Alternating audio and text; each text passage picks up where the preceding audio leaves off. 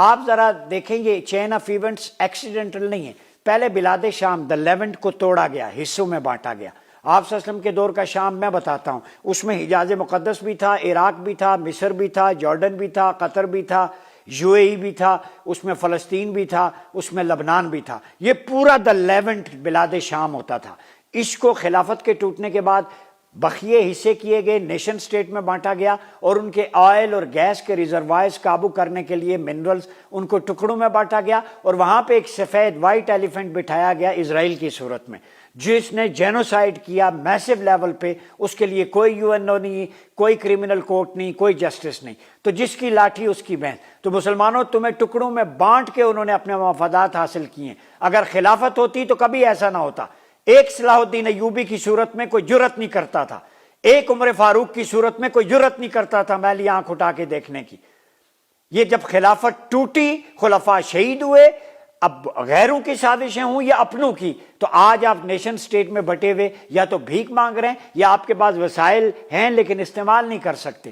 سعودیہ کا تیل ہو، یو اے ای کا، عراق کا وہ نچوڑ کے چلے گئے، دوسرے نمبر پہ سب سے زیادہ آئل تھا. 57 اسلامی ممالک ایک ہوتے، تکمیل پاکستان کب سے کہتے؟ اپنے نیچرل ریسورسز تو پروٹیکٹ کریں، اس کے لیے ایک لشکر، ایک آرمی بنائیں.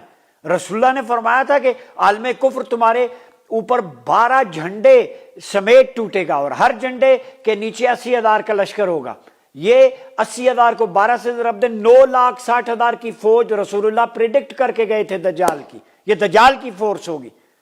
ہمارا کام ہے آئینہ دکھانا. دجال کی فورس تیاری کر رہی ہے ادھر بیٹھ کے یروشلم میں، امریکہ میں، مختلف یورپی یونین اتحاد ہے ان کا. اب یورپی یونین کی ایک کرنسی ہو سکتی ہے یورو، مسلمانوں کی نہیں ہو سکتی.